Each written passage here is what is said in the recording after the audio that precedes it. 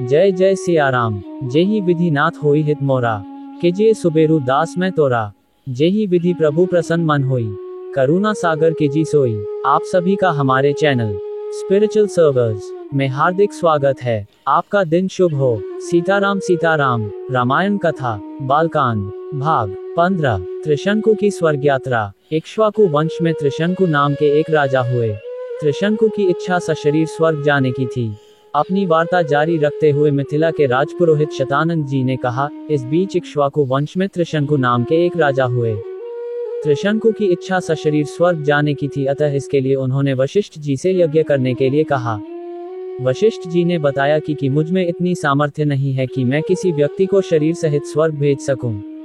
वशिष्ठ जी के असमर्थता प्रकट करने पर त्रिशंकु ने यही प्रार्थना वशिष्ठ जी के पुत्रों से भी की, जो दक्षिण प्रांत में घोर तपस्या कर रहे थे। इस पर वशिष्ठ जी के पुत्रों ने कहा कि अरे मूर्ख, जिस काम को हमारे पिता नहीं कर सके तू उसे हमसे कराना चाहता है। ऐसा प्रतीत होता है कि तू हमारे पिता का अपमान करने के लिए यहाँ आया है। उनके इस प्रकार कहने से त्रिशंकु ने क्रोधित होकर वशिष्ठ जी के पुत्रों को अपशब्द कहे। वशिष्ठ जी के पुत्रों ने रुष्ट होकर त्रिशंकु को चांडाल हो जाने का शाप दे दिया। शाप के कारण त्रिशंकु का सुंदर शरीर काला पड़ गया।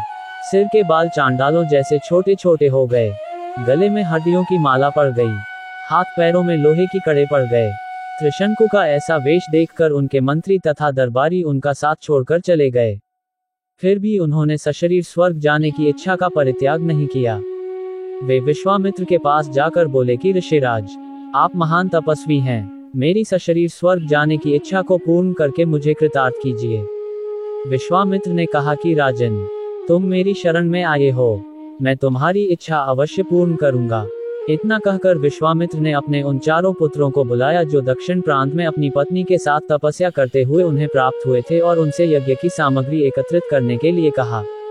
उन्होंने अपने शिष्यों के द्वारा वशिष्ठ के पुत्रों सहित वन में रहने वाले सब ऋषि मुनियों को यज्ञ में सम्मिलित होने के लिए निमंत्रण भी भिजवा दिया। शिष्यों ने लौटकर बताया कि सब ऋषि मुनियों ने निमंत्रण स्वीकार कर लिया है, किंतु वशिष्ठ जी के पुत्रों ने ये कहकर निमंत्रण अस्वीकार कर दिया कि जिस यज्ञ में यजमान चांडाल और पुरोहित क्षत्रिय हो, उस यज्ञ का भाग हम स्वीकार नहीं कर सकते। ये सुनकर विश्वामित्र जी ने क्रोध होकर कहा कि उन्होंने अकारण ही मेरा अपमान किया है। मैं उन्हें शाप देता हूँ कि उन सब का नाश हो। आज ही वे सब कालपाश में बंधकर यमलोक को जाएं और 700 वर्षों तक चांडाल योनि में विचरण करें। उन्हें खाने के लिए केवल कुत्ते का मांस मिले और सदैव कुरूप बने रहें। इस प्रकार शाप देकर वे यज्ञ की तैयारी में लग गए। शतानंद जी ने आगे कहा, हे राघव, विश्वामित्र के शाप से वशिष्ठ जी के पुत्र यमलोक से धार गए।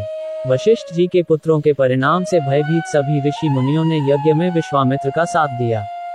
यज्ञ की समाप्ति पर विश्वामित्र ने सब देवताओं को नाम ले लेकर अपने यज्ञ भाग ग्रहण करने के लिए आह्वान किया, किंतु कोई भी देवता अपना भाग लेने नहीं आया। इस पर क्रोध होकर विश्वामित्र ने अर्घ्य हाथ में लेकर कहा कि हे त्रिशंकु, मैं तुझे अपनी तपस्या के बल से स्वर्ग भेजता हूँ। इतना कहकर विश्वामित्र ने मंत्र पढ़ते हुए आकाश में जल छिड़का और राजा त्रिशंकु शरीर सहित आकाश में चढ़ते हुए स्वर्ग जा पहुँचे। त्रिशंकु को स्वर्ग में आया देख इंद्र ने क्रोध से कहा कि रे मूर्ख, तुझे तेरे गुरु ने शाप दिया है, इसलिए तू स्वर्ग में रहने योग्य नहीं है। इंद्र के ऐसा कहते ही त्रिशंकु सिर के बल पृथ्वी पर गिरने लगे और विश्वामित्र से अपनी रक्षा की प्रार्थना करने लगे। विश्वामित्र ने उन्हें वहीं ठहरने का आदेश दिया और वे अधर में ही सिर के बल लटक गए। त्रिशंकु की पीड़ा की कल्पना करके विश्वामित्र ने उसी स्थान पर अपनी तपस्या के बल से स्वर्ग की सृष्टि कर दी और नए तारे तथा दक्षिण दिशा में सप्तर्षि मंडल बना दिया। इसके बाद उन्होंने नए इंद्र की सृष्टि करने का विचार किया, जिससे इंद्र सहित सभी देवता भयभीत होकर विश्वामित्र से अनुनय विनय करने लगे। वे बोले कि हमने त्रिशंकु को केवल इसलिए लौटा दिया था कि वे गुरु के शाप के कारण स्वर्ग में नहीं रह सकते थे।